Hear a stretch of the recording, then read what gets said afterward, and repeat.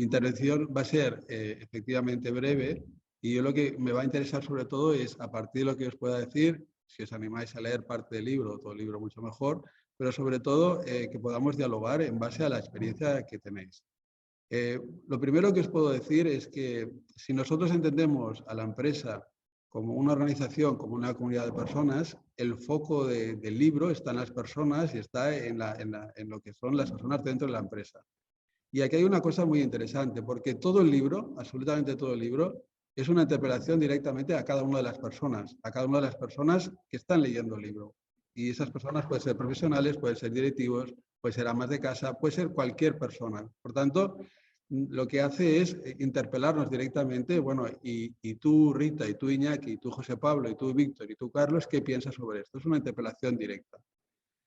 Una segunda idea, un segundo tic del libro es que en lo que hacemos nosotros en nuestro trabajo diario, lo que hacemos normalmente, el libro lo que nos está diciendo, si tú determinas bien cuáles son las causas a las que sirves, seguramente vas a ir a encontrar cuál es la identidad de lo que haces.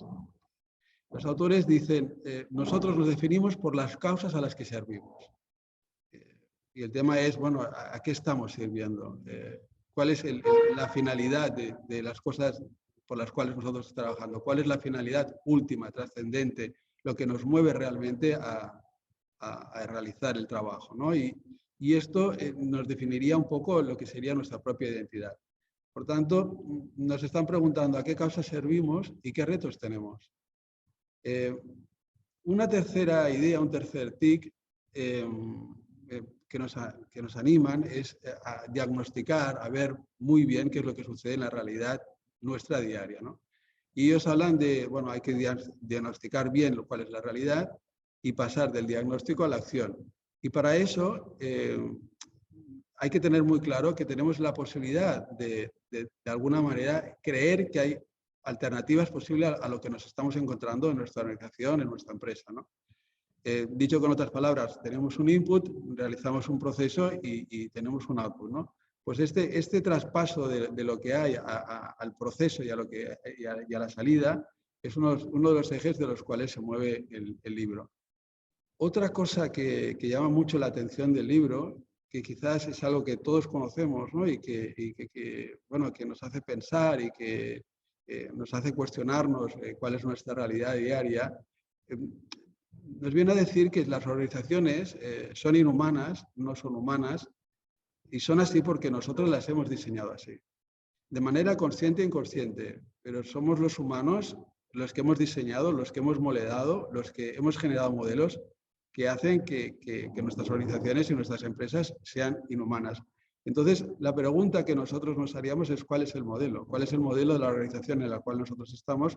¿Cuál es el modelo de la empresa en la cual nosotros estamos, ¿no? El tema del modelo es un tema fundamental en estos autores, ¿no? Como un poquito más adelante podréis ver. Otra idea interesante del libro es todo el tema del cambio. Necesitamos organizaciones y necesitamos empresas que tengan esta capacidad para cambiar. Pero lo que dicen ellos es que el cambio tiene que ser tan rápido como el cambio mismo. Claro, la pregunta que nosotros nos hacemos es si somos capaces, si vamos al ritmo del cambio, que es algo que la velocidad del cambio, si somos capaces de adaptarnos a esa velocidad del cambio, si somos capaces como humanos a adaptarnos a esa velocidad del cambio. Es algo que nos cuestionan los autores. Otra idea interesante que encontramos en el libro es todo el tema del engagement, el sentido de pertenencia, el sentido de vinculación. Y dicen los autores, y a mí me llamó poderosamente la atención esta idea, dicen los autores que en 60 años, desde MacGregor, The Human Side of Enterprise, hasta Dan Pink's Drive, que realmente el engagement, el sentido de vinculación y de pertenencia a una organización no ha cambiado mucho. Y bueno, ellos dicen que hay 5 elementos que son muy importantes. El primero, últimamente, bueno, está al cabo de la calle de muchas organizaciones y de muchas empresas, ¿no? Que es el tema del propósito. Vuelven a la carga sobre un tema que a nosotros nos parece novedoso desde hace 2 años, pero que los autores deja muy claro que desde hace más de 60 años está presente. ¿Cuál es el propósito de nuestra organización? ¿Cuál es el propósito de nuestra empresa? ¿Cuál es el propósito de nuestra vida? Si os fijáis, vuelven un poco a la idea inicial, ¿no? ¿Cuál sería la finalidad última, la finalidad trascendente? El segundo elemento sería la autonomía. Y aquí estamos hablando de la libertad plus junto con la responsabilidad. El tercer elemento de los que hablan los autores es la colegialidad, lo que nosotros decimos hoy en día el común o en común, todo aquello que nosotros ponemos en común, el proyecto compartido que tenemos en común, lo que perseguimos en común como organización, como empresa, ¿no? En cuarto lugar está la oportunidad de crecer. La traducción hoy en día sería el florecimiento, o sea, la oportunidad de que las personas dentro de las empresas y de las organizaciones florezcan. Otra idea interesante de los autores es, y esto, si es así, ¿por qué es tan difícil que las personas se vinculen o tengan este sentido de pertenencia a la empresa o a su organización? Pues tiene que ver no tanto como el trabajo, y aquí está lo que de alguna manera es la novedad del libro, no tanto en el trabajo de las personas, lo que las personas hacen, presuponen que las personas hacen su trabajo, presuponen, insisto, lo mejor posible, dentro de sus posibilidades, sino lo que dicen los autores no es tanto sino cómo están dirigidos o cómo están liderados. Entonces, la pregunta es, pues, cómo se dirige y cómo se lidera, ¿no? Que son preguntas que de alguna manera siempre están presentes, pues, en las empresas, ¿no? Estamos dirigiendo bien, cómo es nuestro estilo de liderazgo, cuáles son los modelos que nosotros utilizamos. Otra idea importante, y esto es algo que nos cuestiona directamente, es que nosotros necesitamos realmente poner a las personas en el centro de las organizaciones. Esto es casi un mantra, se ha repetido por saciedad en los últimos 30 años. Pero claro, yo quiero enfatizar el realmente, porque hasta ahora, y esto poco a poco yo creo que va cambiando, gracias a Dios y afortunadamente, hasta ahora ha sido como una buena declaración de principios. Es como, pues bueno, sí, ya lo sabemos, queda bien, hay que hacerlo así, ¿no? Pero los autores transmiten esa convicción, esa creencia realmente de que las personas, si la organización quiere ser humana, si quiere ser humanistic, si quiere poner a la persona al centro, tiene que ponerse manos a la obra. Y la pregunta que nos hacen a nosotros como directivos, como profesionales, como personas, ¿es así o todavía estamos en ello, ¿no? Y seguramente la respuesta irá a caballo de una cosa y otra, ¿no? Otro de los tics, de los punteos que yo creo que son interesantes del libro, es que, siguiendo al hilo de lo que comentaba hace un momento, es que no necesitamos líderes extraordinarios, no necesitamos líderes extraordinarios, al contrario. Lo que dicen los autores es que necesitamos empresas y organizaciones que movilicen cada día, y el reto está aquí, cada día, el genio y el ingenio de sus empleados. Pero el reto está en el cada día, en cómo hacemos para que cada día las personas que pertenecen a una organización, a una empresa, pongan encima de la mesa todo el genio y el ingenio de que son capaces. Otra idea que también es muy interesante, que el libro nos señala, es, bueno, que todas las personas que están en una organización o en una empresa, todos tenemos que poner algo de nuestra parte. Y tenemos que poner algo de nuestra parte, ¿para qué? Para liberar el espíritu humano. Para dar la posibilidad al espíritu humano que florezca.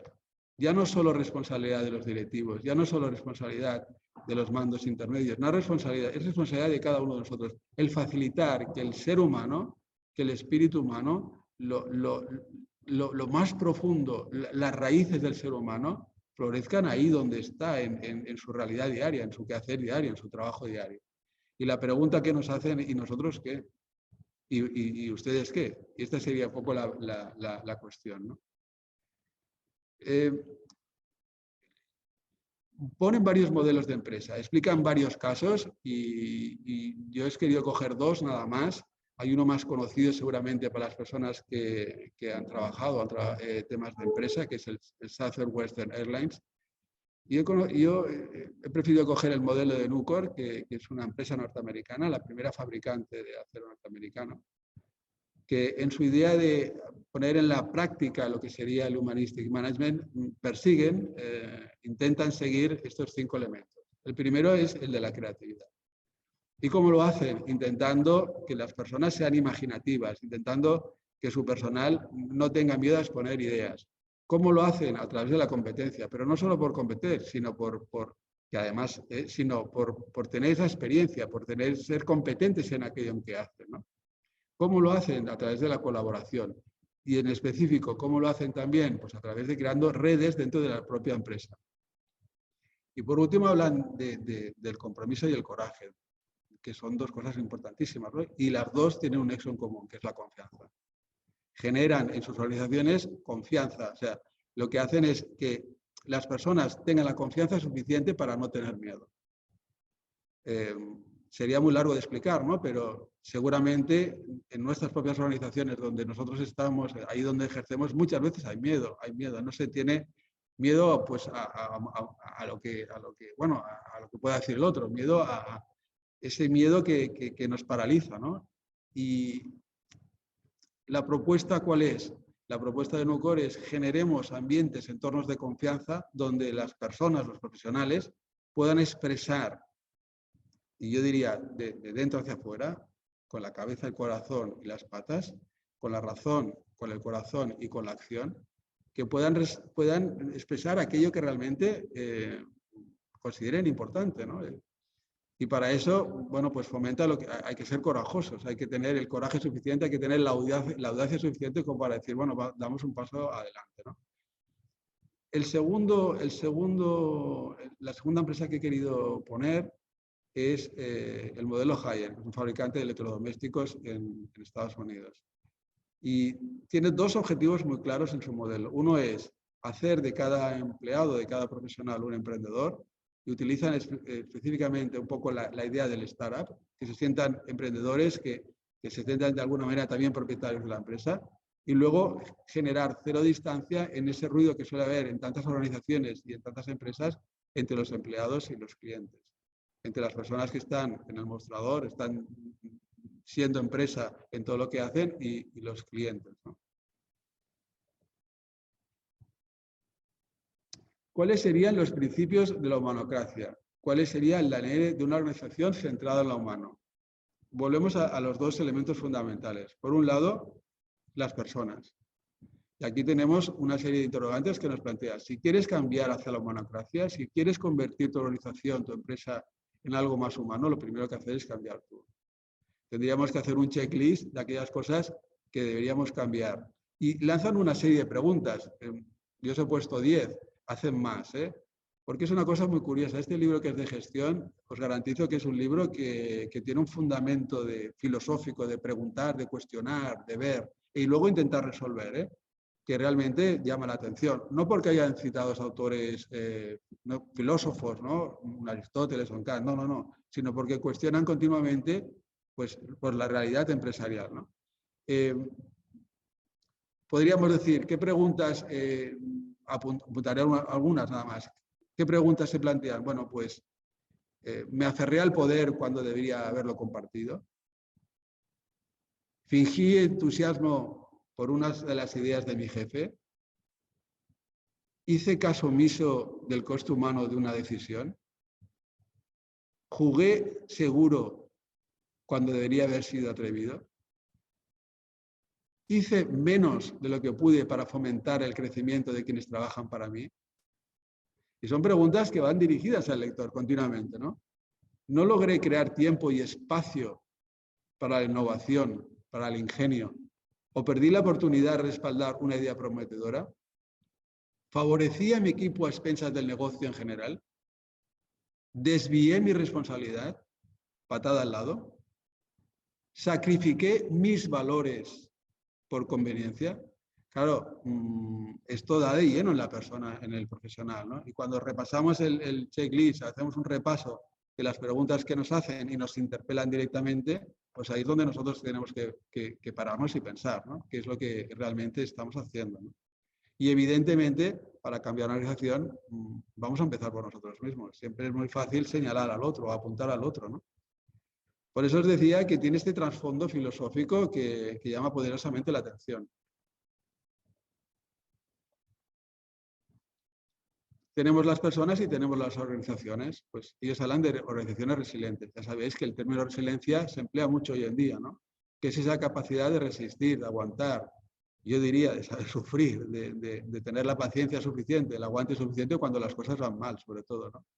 Y cuando nosotros fracasamos, que fracasamos, que cuando nosotros nos equivocamos, que nos equivocamos, que cuando nosotros cometemos errores, que cometemos errores, porque no somos perfectos, aunque busquemos la perfección, no lo somos, porque somos limitados, pues hay que levantarse y seguir adelante.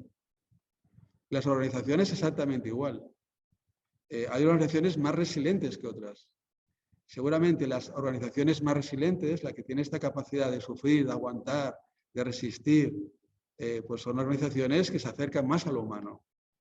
Porque los humanos, las personas, los profesionales, las amas de casa, los padres, los estudiantes, los directivos, hay momentos donde sufrimos, padecemos, lo pasamos mal y seguimos adelante. ¿Cómo serían esas organizaciones resilientes, según Zanini y Hamel? Pues bueno, corren a encontrarse con el futuro. Cambian antes de que sean obligados a hacerlo. Son proactivas, no son reactivas, no son organizaciones que están a verlas venir y no, se adelanzan al futuro. Crean el futuro. Refinen continuamente las expectativas de los consumidores. Cazan las oportunidades al vuelo. Crecen más rápidos que la competencia.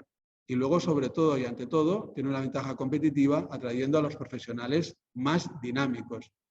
Y utilizo el término dinámicos, lo utiliza también Garel y Hamel porque me gusta mucho. Es la dinamis. Ahí sí que podríamos hablar de Aristóteles, del acto a la potencia. O si queréis, con lo que decía antes, del input, el proceso y a la acción, ¿no? Al output.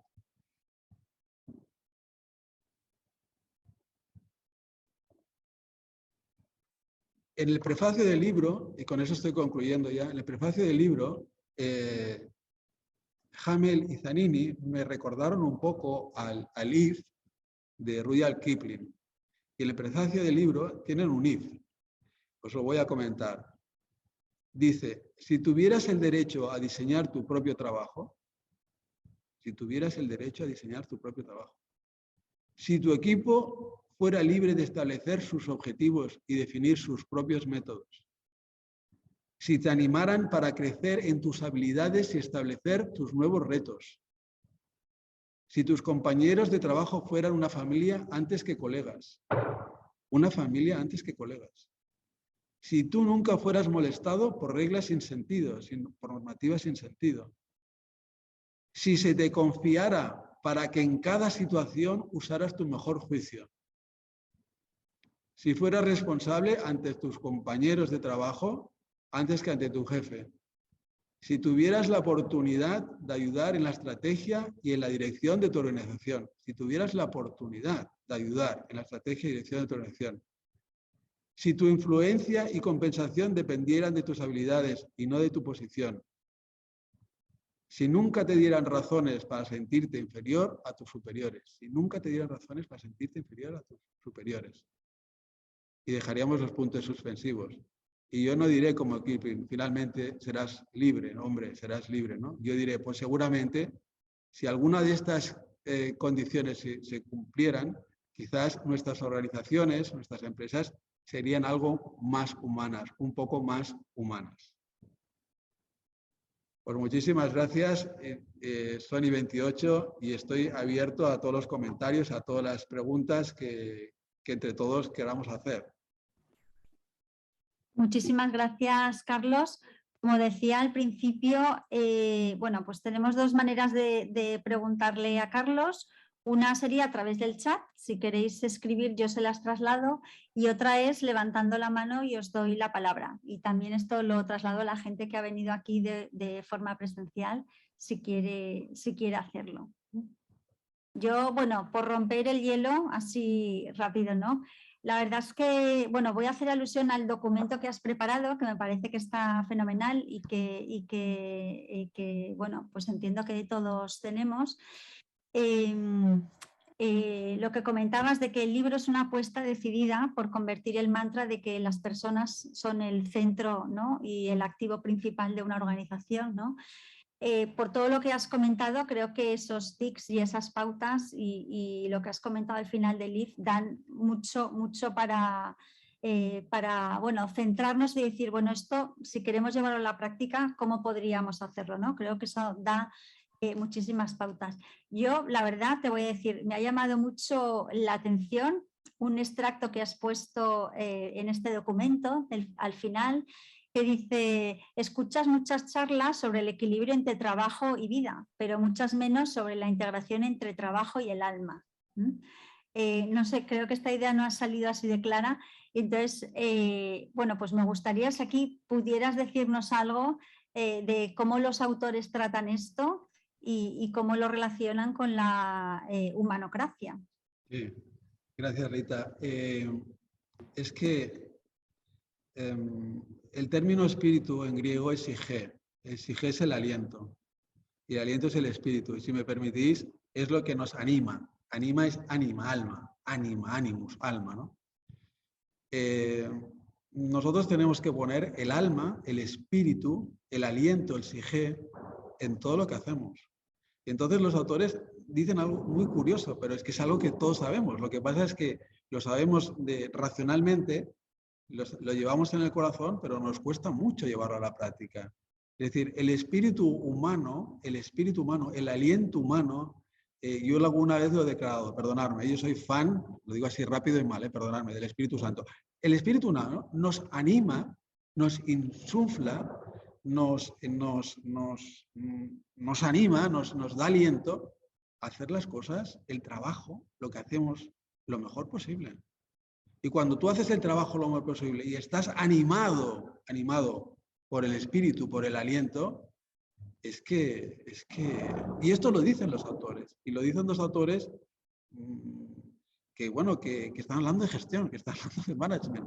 Pero es que esto que es algo tan de sentido común, es algo tan elemental que vale la pena recordar. Yo creo que ellos apuntan un poco a esto, ¿no? Porque nos olvidamos que lo que nosotros hacemos a través de nuestro trabajo, nuestro quehacer diario, con lo que nosotros hacemos, tenemos la posibilidad de que se manifieste el espíritu. Y si lo hacemos, y además lo dicen explícitamente, os podría sacar la cita del libro, si lo hacemos nos sentimos más libres, nos sentimos más felices. Es que la felicidad es eso, la posibilidad de desarrollar el espíritu del ser humano. Por eso hablamos de florecimiento, por eso hablamos de liberar el espíritu, por eso hablamos de que nosotros tenemos que aportar, guiados por el espíritu, por el sige, por el aliento, por el alma, por el ánimo, en lo que hacemos a nuestra empresa o organización, ahí donde estemos. Lo que pasa es que esto es como, ¿de qué me estás hablando? Pues sí, te estoy hablando del aliento, del espíritu, de aquello que nos trasciende, que nos lleva más allá, ¿no? Me vais a perdonar, el ejemplo es muy sencillo, es que yo lo pongo así, me vais a perdonar, el viento, el aire, lo sentimos, pero no lo cazamos. Seguramente se puede cazar, pero es algo que nos impulsa, que nos anima, ¿no? Y yo creo que esto de conciliar, de casar, de ser uno, ¿no? Trabajo y espíritu, bueno, es una de las cosas que llaman la atención del libro, porque, insisto, es porque son autores que están hablando de temas ¿y cómo es que dicen esto, no? Entonces, yo creo que es algo que toca directamente, que va directamente a la persona que somos, a las raíces más antropológicas, antropos, hombre, que somos. Estar hablando de lo profundo del ser humano, ¿no? Y lo profundo del ser humano es estar cerca del Espíritu Santo. Muchísimas gracias, Carlos. Bueno, veo una mano levantada. Manuel Guillén, cuando quieras. Bueno, muchísimas gracias, Rita, por darme la palabra, Carlos, por la presentación que me ha encantado, me está encantando. Y yo quería básicamente preguntar, pensando en este programa de los grandes libros del management, entiendo, a mí me has ilusionado con leer el libro, no lo he leído, así es que para empezar ya saco mi conclusión, que es leerlo. Entiendo que es parte del objetivo de este programa, que nos ilusionemos con leerlo a posteriori si no hemos leído. Y sobre esto va mi pregunta. Cuando empiece a leerlo y me lo pase al Kindle y consiga sacar tiempo para esto, ¿cómo leer este tipo de libros para que realmente le saque el mayor partido posible? Tú que has pasado por ahí y en tan poco tiempo nos has dado tantas ideas para sacarle el mejor partido, me imagino que encomendarse al Espíritu Santo, porque el aliento que acabas de decir, pero ¿cómo leerías tú este tipo de libros para que realmente nos ayuden a sacar lo mejor de nosotros mismos y ayudar a sacar lo mejor a los demás? Muchas gracias. Gracias, Manuel. A ver, yo quiero estos libros. Si tú me dices cómo, yo te diría, hay que buscar los buenos momentos y en silencio, o sea, con mucha tranquilidad. Porque yo tampoco diría, hay que sacar tiempo, evidentemente, ¿no? Pero yo te diría sin prisas, ir poco a poco, ir entrando, porque los autores, lo que dicen los autores, vale la pena, es decir, y luego los ejemplos que ponen, yo no los he detallado, pero los ejemplos que ponen de las distintas empresas demuestran que eso es posible, ¿no? Pero yo te diría, hay que buscar los buenos momentos y a ser posible en silencio. Si me dices cómo, ¿eh? Y entonces, una vez vas entrando en el libro, evidentemente hay ideas que tú vas recogiendo, que vas tomando, que vas seleccionando, que vas profundizando. Es como ir saboreando un poco el libro. Muchísimas gracias. Gracias, Manuel, a ti. Gracias, Carlos. Tenemos una pregunta de Carla Amat y luego una pregunta de una persona que está aquí en la sala. Carla, cuando quieras. Hola, buenas tardes. ¿Qué tal? ¿Me escucháis bien? ¿Sí? Vale. Sí, yo te escucho bien, Carla. Gracias. Carlos, antes de nada, muchísimas gracias. Tengo una lista de puntos clave que has ido mencionando que para mí son como los mantras que antes decías de qué debe pasar en una organización o qué es en el libro que destacan que positivamente debemos tener en cuenta. Yo he tenido la suerte de trabajar en distintas compañías y siempre desde la vertiente de recursos humanos, lo que a veces me dicen que soy un poco optimista, que debemos tener los pies un poco más en la tierra y demás, pero creo firmemente en el Humanistic Management, 100%, y soy una abanderada. Lo que sí que es cierto y me he encontrado, y aquí abro un poco la pregunta, no solo para ti, Carlos, sino incluso en general, que es las compañías en las que he estado, que llevo estando en los últimos años, abanderamos la parte de colaboración, de creatividad, de emprendedores, de autonomía, de confianza, siempre y cuando los números vayan bien. Entonces es muy fácil, ¿no? Con un comité de dirección, que es el que necesitas que te haga como el endorsement al final, porque si no, no se hace el top-down, para contar con ellos, pero en el momento que dicen los números no están saliendo como es esperado, está muy bien la parte humana, pero ahora vamos al lío, ¿no? Y en estas situaciones alguna vez me he podido encontrar. Y creo que uno de los retos que tenemos como organización, más allá de hablar desde recursos humanos, incluso como humanos trabajando dentro de estas organizaciones y siendo parte de las mismas, de cómo seguimos manteniendo el propósito de sí, aquí hay un número al que tenemos que llegar, pero a la vez no dejamos de lado esa parte de humanidad que tantas veces hace falta, ¿no? Entonces, mi pregunta, o abro un poco más el debate, pero en mi caso también te quería preguntar a ti directamente de ¿cuál podría ser una recomendación, ¿no? Para no perder ese faro o no perder ese norte que es tan clave al final? Muchas gracias, Carla. Yo te voy a contestar, pero yo sé que en la sala nos están escuchando personas que podrían contestarte mejor que yo, sin duda alguna, y animo a Iñaki o a Manuel a que contesten un poco la pregunta, ¿no? Pero evidentemente, tú lo has dicho, ahí te encuentras, hay un momento que dices, hasta aquí hemos llegado, esto no sale, no salen los números, ¿no? Y yo creo que cuando nos salen los números es cuando nosotros tenemos que redoblar los esfuerzos, es decir, no salen los números, tienen que salir los números, tienen que salir los números. Y tienen que salir los números sin dejar de ser lo que somos personas, ¿no? Y tú dices, hombre, es que soy una banderada de esto, ¿no? Pues de la humanocracia, de poner a la persona en el centro. Es que no son palabras bonitas, es que son realidades concretas, ¿no? Y a partir de ahí, pues es lo que nosotros tenemos que ver, ¿no? Y yo creo que cuando nos hablan de los números también hay que ser humanos. Es decir, aquí hay una cosa que yo alguna vez he comentado y también en la sala hay expertos. Nosotros tendemos a separar lo humano de lo económico y no, es un error. Desde mi punto de vista es un error. La tesis de separación, los números por un lado, los humanos por el otro, no. El ser humano es al mismo tiempo número y ser humano. Es decir, al mismo tiempo tenemos que funcionar, ¿no? Hay que ser persistente. Ya sabemos que hay momentos que las empresas, las organizaciones pasan momentos difíciles, ¿no? Evidentemente hay que preservar los números y lo humano. No es una cosa u otra. Ahora van bien, ahora las cosas van bien, vamos a florecer. No. Cuando las cosas mal, también hay que florecer. No sé si te he contestado, Carla.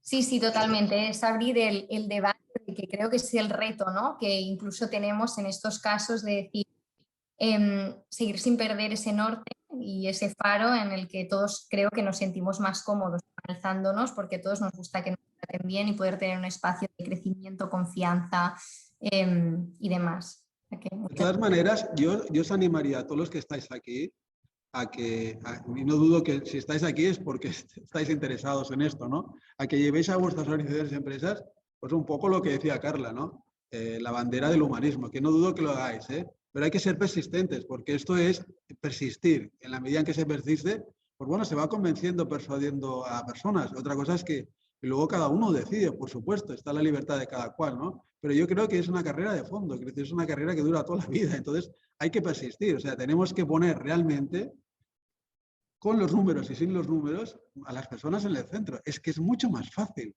Es que cuando nos olvidamos de eso, estamos, lo diré rápido y mal, y hacer una lectura hacia adelante también. Estamos robotizando al ser humano. El ser humano todavía no es un robot.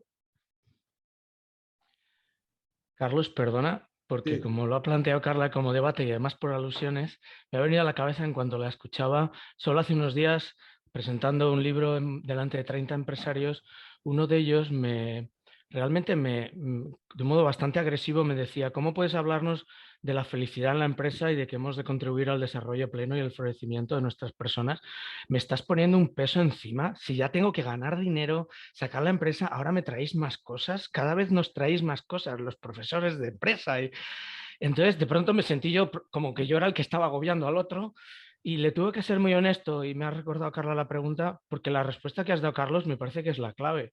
O sea, yo lo que quise decirle a esta persona es, mira, el problema es que has estado viendo todo tu trabajo hasta ahora como gestión de dinero o gestión de recursos y punto. Es un planteamiento muy técnico, muy humanicista, muy mecanicista o economicista, pero han sido siempre personas. Lo único que estoy haciendo es encender la luz y hacerte ver que esa gente que has gestionado siguen siendo personas y que siempre han querido ser la mejor versión de ellos mismos en el trabajo.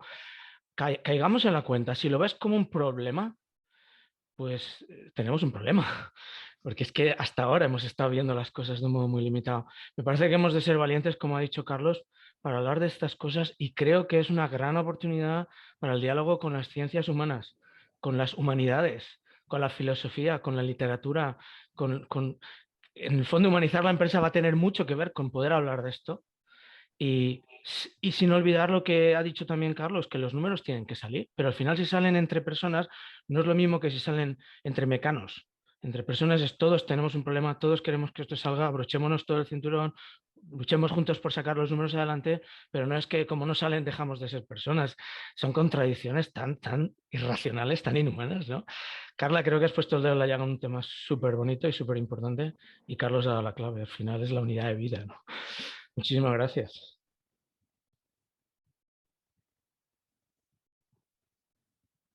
Para ella. Sí, una pregunta desde aquí, desde la sala. Si quieres, dinos tu nombre y a ver si lo escucháis. ¿Me escuchas a mí o decías que me ubique allá? ¿Le escucháis? ¿Me escuchan? ¿Me escuchan? Se escucha, sí. Sí. Sí, perfecto. Bueno, cordial saludo. Soy Jessy González, me encargo de la Facultad de Ciencias Económicas desde Colombia. Estoy en una pasantía internacional de investigación en mi doctorado. Mi tema son habilidades directivas para la gestión del conocimiento organizacional. Estoy en compañía de mi directora de tesis, la doctora Lourdes Garros. Y bueno, entonces, acá hay varios puntos de vista que debemos de tener en cuenta de acuerdo a lo que nos exponen y al debate que abrió Carla. Como administrador de empresas y como gerente que soy y directivo que soy, obviamente los números tienen que estar, pero desde la parte humanista, Carlos utiliza una frase muy linda que se llama el espíritu humano. Y el espíritu humano para mí, entendido desde las finanzas y entendiendo desde el estudio de la cultura francófona, del positivismo y de la ciencia exacta, pues esa parte humana se va a convertir en el resultado de la eficiencia del objetivo de la planeación estratégica que nosotros tenemos. Cuando nosotros estamos hablando de esa planeación estratégica, pues es cuando sale esa capacidad de resistencia. Cuando el resultado no da, es cuando sale la parte humanista. ¿Por qué no da? Entonces aparecen las preguntas.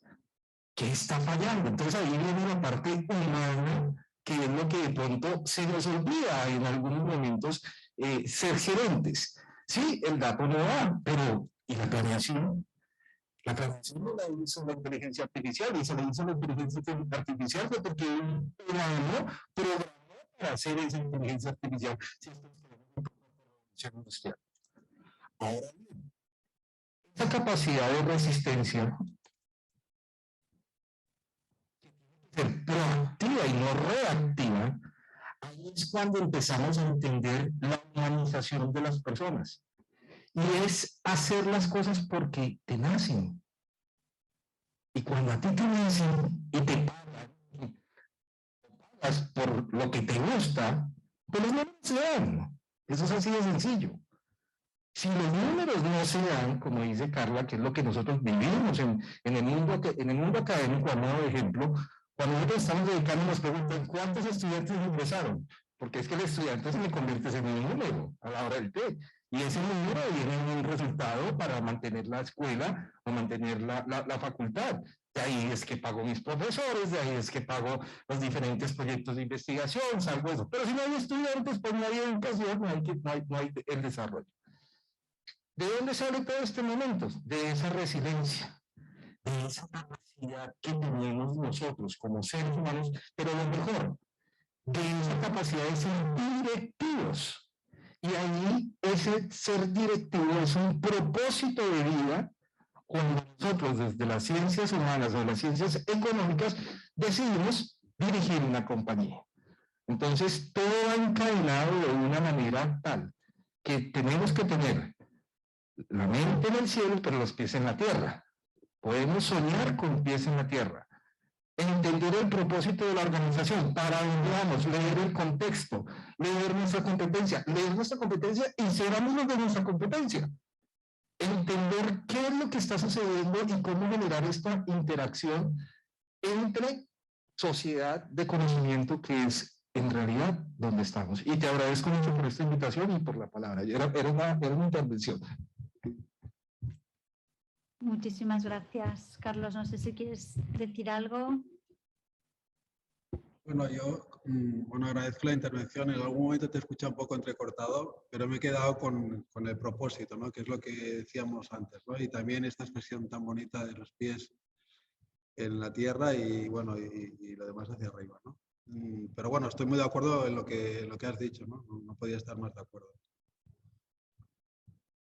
Muchas gracias.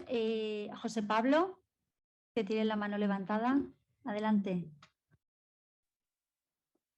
Hola, ¿qué tal? ¿Se me escucha? Sí. Sí, ¿no? Bueno, programa, muchas gracias por la presentación.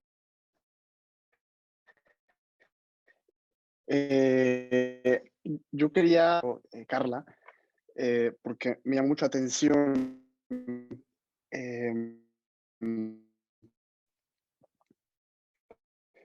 justamente lo que tocaba de, oye, todo lo de gobernar está todo muy bien, a menos que pues la empresa no esté. Entonces, claro, al oír toda esta teoría, suena todo muy bien si se supone, como dijo Carlos al principio, se presupone que los trabajadores realmente van a hacer bien su trabajo, ¿no? Si realmente se van a dejar influir por este espíritu. Y claro, es que eso, bueno, a mi parecer creo que es muy, muy complicado de medir o realmente saber si una persona va a actuar como lo mejor posible, porque bueno, todo ser humano tiene pues, esas debilidades que le llevan a muchas veces no hacer lo mejor que puede hacer.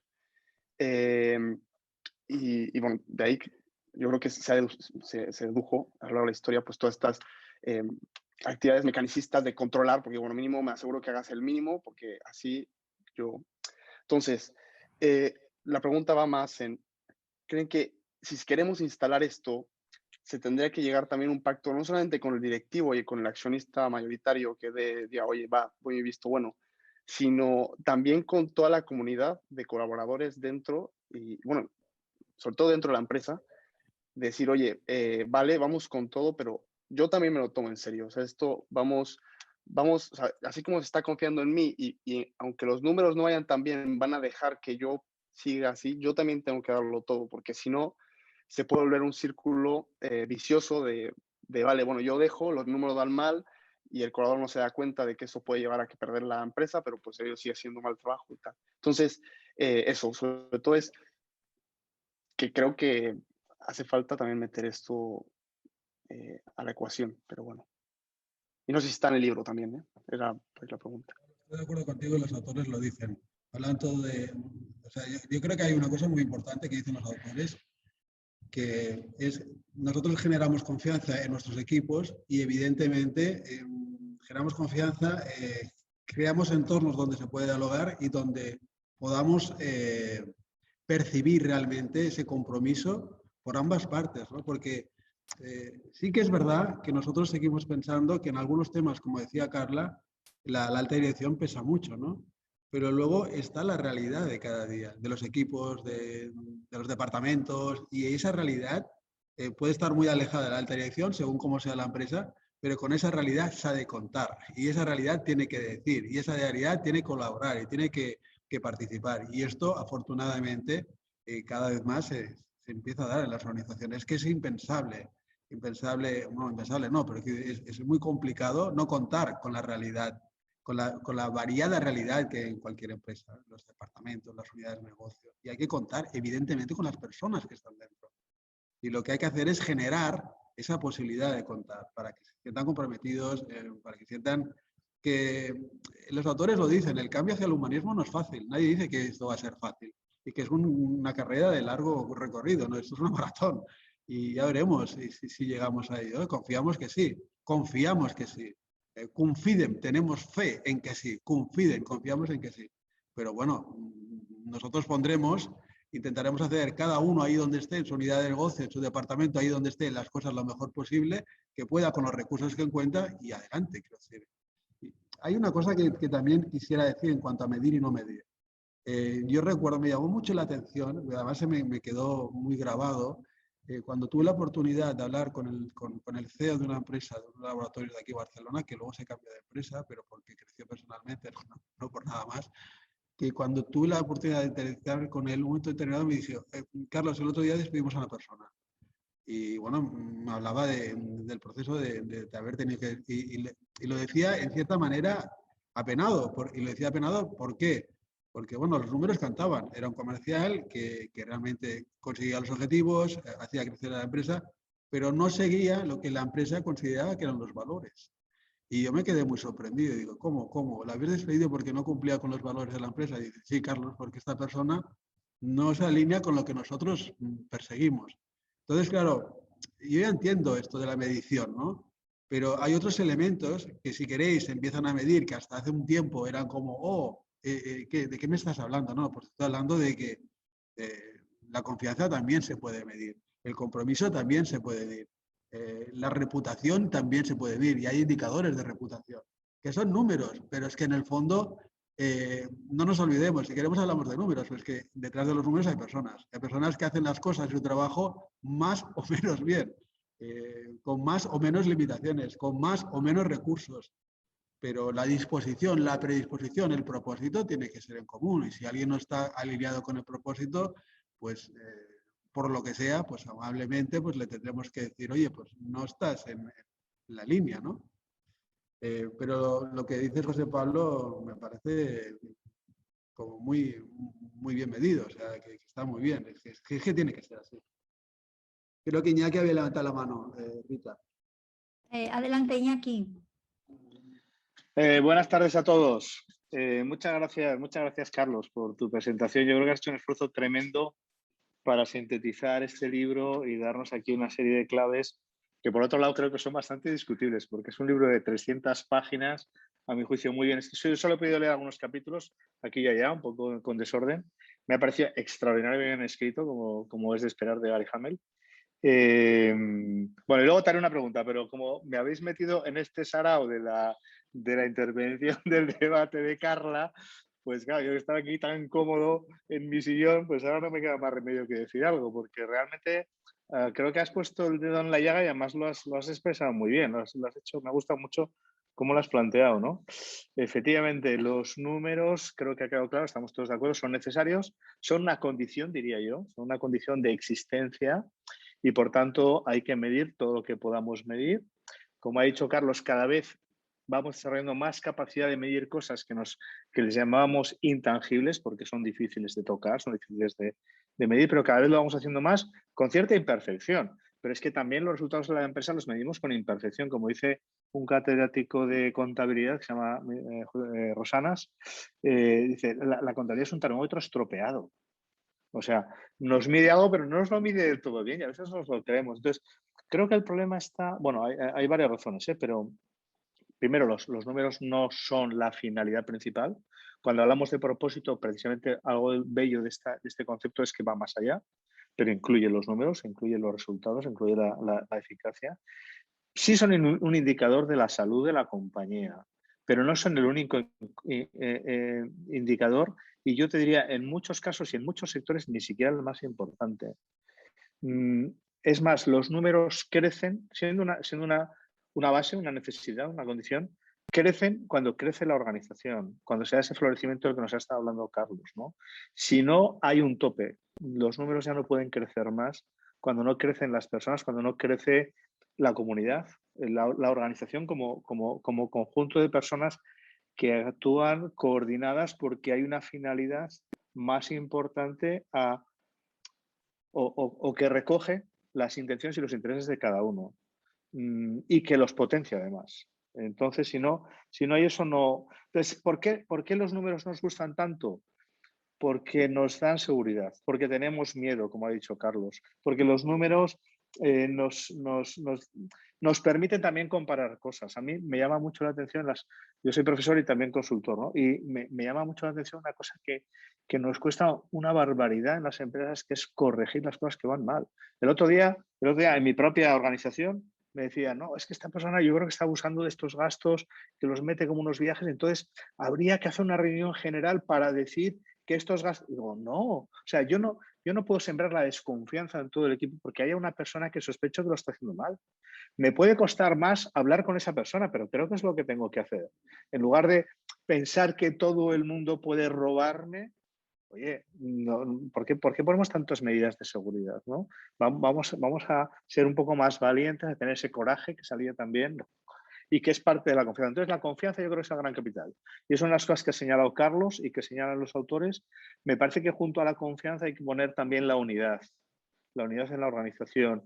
Creo que el propósito nos va a ayudar, o sea, la noción de propósito que nos puede ayudar a todo eso, ¿no? Entonces, tenemos bastantes evidencias de que solo los números no funcionan, que funcionan cuando tenemos lo otro. ¿Qué ocurre? Que lo otro es más difícil de gestionar, más difícil de medir y sobre todo es más difícil de llevar a cabo. Y aquí va mi pregunta para Carlos. No, ya te digo que he leído el libro aquí y allá, me parece que está extraordinariamente escrito, son unos maestros, o sea que cada página es un post prácticamente bien trabajado. La dificultad, igual está al final del libro y no he llegado, pero me parece que la dificultad está como siempre en pasar de las musas al teatro, ¿no? Es decir, todo esto cómo lo deglutimos, cómo sacamos el zumo para que los empresarios que no tienen, me parece a mí, la inmensa mayoría, por desgracia, no tienen, si a nosotros nos cuesta, ellos tampoco tienen el tiempo para leerse todos estos trabajos, ¿no? ¿Cómo hacemos para trasladarle esta sabiduría sin que se quede en recetas que tienen que admitir porque están de moda o porque lo ha dicho Gary Hamel, que es un crack, o porque lo ha dicho Zanini? La pregunta tienes un día, evidentemente, Iñaki, y yo no tengo respuesta. Es complicadísima dar una respuesta a eso. Yo creo que no por dar recetas ni por dar... si vas con la honestidad por delante, si hay credibilidad en quien manifiesta y en quien dice, si hay confianza, yo creo que, bueno, pues también hay directivos y hay personas que de alguna manera se dejan guiar y aconsejar. Y para eso, bueno... Para eso existen los consultores, ¿no? Yo creo que es complicado, es complicado. Yo creo que, bueno, pues desde el corazón, desde la credibilidad, desde la honestidad, desde la humildad, desde escuchar muy bien. Yo creo que una cosa muy importante es más que ir con recetas y consejos y recomendaciones y auditorías, es decir, bueno, es ¿dónde estamos? ¿Cuál es el diagnóstico? A ver, ¿qué podemos hacer? Y escuchar muy bien, que creo que es algo que no hacemos, ¿no? Que vamos con el paquete de medidas, con el paquete de recomendaciones, con el paquete que hay que hacer, con el informe a realizar y ya está, ¿no? Yo creo que si me apuras, y ahí cada uno hay tocar lo humano, o sea, tocar lo humano, que perciba que estás tocando lo humano. Pero es complicada la respuesta, o sea, dar una respuesta es complicada y sacar el zumo del libro es más fácil. Pero llevarlo eso a la empresa es, bueno, pues yo creo que tener esta capacidad de oír bien, de escuchar bien, de que te puedan conceder y ganarte la confianza de un tiempo para ver cómo, pues poder ayudar, facilitar, empujar en esa línea, ¿no? Y luego yo creo que no podemos eludir cada uno la responsabilidad que tiene. Yo creo que cada uno en lo que está manejando, en el trabajo que está realizando, insisto en esto porque a mí me parece fundamental, si no existiría, no insistiría, ¿no? Hacerlo lo más honesto posible, de la mejor manera posible, ahí donde tus capacidades están. Y esto la gente, si lo percibe, es una cosa casi intuitiva, intangible, como tú decías, te acaba escuchando tarde o temprano. Yo lo veo un poco así, Iñaki, pero por contestarte, ¿no? Pero es complicada, la pregunta es complicada, la realidad es otra, evidentemente. Rita, estamos sobre el tiempo y yo quiero ser muy respetuoso, son las 8. Estamos en tiempo, queremos ser respetuosos, pero bueno, aquí hay una última pregunta que si es rapidita te doy la palabra. Sí, no hay problema. Venga, adelante. Dinos tu nombre. Amal, bueno. Amal. Hola, buenas. Bueno, voy a ser yo también muy cortita y preguntarlo rápido. Y es que os habéis centrado bastante en hablar desde un punto de vista más desde las organizaciones y siendo directivos. Y yo también quería, no sé, como soltar una idea, que es que muchas veces como trabajadores de las propias empresas, muchas veces tienen que ceder a esos asuntos inhumanos simplemente por las necesidades que tienen o responsabilidades, porque por experiencia y también por conocer a gente directamente, muchas veces han rechazado a los derechos humanos básicos que todos tenemos que tener simplemente por esa necesidad que tienen, o muchas veces por responsabilidad. Por ejemplo, pues imagínate, tienes una familia, pero en tu trabajo te tratan muy mal. Pues mucha gente aceptará ese maltrato simplemente por tener a esa familia. No sé, eso ya está. Y quería preguntarte también eso, ¿qué piensas sobre eso? No podría estar más de acuerdo contigo, no podría estar más de acuerdo contigo. Hay personas que lo pasan mal, que están aguantando porque tienen una factura que pagar, la luz en este caso, o la hipoteca o lo que sea, tienen que pagar y aguantan el tirón y están sufriendo. Claro, lo que te diría con el sentido común, en la medida de lo posible, sal, pero sal bien y cubierta, es decir, no te tires al vacío. Y mientras tanto resistir, es que no hay otra. Pero lo que tú comentas es así. O sea, decir otra cosa es engañarnos. Hay gente que lo está pasando mal, que le gustaría o que pudiera y que está sufriendo dentro de la empresa, pero claro, tiene unas responsabilidades familiares que no puede evitar. Entonces, claro, ¿qué les dices? En la medida de lo posible, pues en cuanto puedas, si es posible, sal de esa empresa, ¿no? Pero es verdad. Vale, pues nada, muchísimas gracias. Ahora sí que estamos fuera de tiempo. Gracias, Carlos, por dejarnos incluir esta última intervención. Y bueno, yo creo que nos vamos con bastantes ideas. A mí, sobre todo, me ha quedado claro que para cambiar una organización, lo primero es que debemos cambiar cada uno de nosotros. Y creo que esa es una clave importante. Y con el comentario que hacía Iñaki, lo que tú le contestabas, pienso que aquí el ejemplo personal, ¿no? Más que dar tips y un montón de recomendaciones, pues como esto se trata de una maratón, de ir poquito a poco, ¿no? El tema de humanizar las empresas, pues con el ejemplo, ¿no? Es decir, pues está en mi mano, lo que esté en mi mano pues voy haciendo y poco a poco pues como una mancha de aceite que vaya calando en toda la organización, que no es fácil, ¿no? Pero bueno, que trabajando en ello, pues poquito a poco es en lo que estamos todos, y con este granito de arena de este programa de los grandes libros del management, pues bueno, queremos contribuir también a ello. Una cosa más, y perdona que te interrumpa. Dime. Os esperamos a todos en la segunda sesión, que estará Aura Benito, que es la directora de Recursos Humanos de ISDIN. Y seguro que disfrutaréis mucho de esa sesión, estoy convencido. Os animo, a los que estáis escuchando todavía, que vengáis a esa sesión. Perdona, Rita. Sí, no lo iba a recordar ahora al final, pero viene muy bien que te hayas adelantado. Muchísimas gracias y hasta la próxima sesión. Y un aplauso, aunque sea desde aquí, Carlos. No, gracias a vosotros. Muchas gracias a vosotros. Y un saludo a todos. Gracias. Gracias. Hasta luego. Adiós. Hasta luego. Adiós.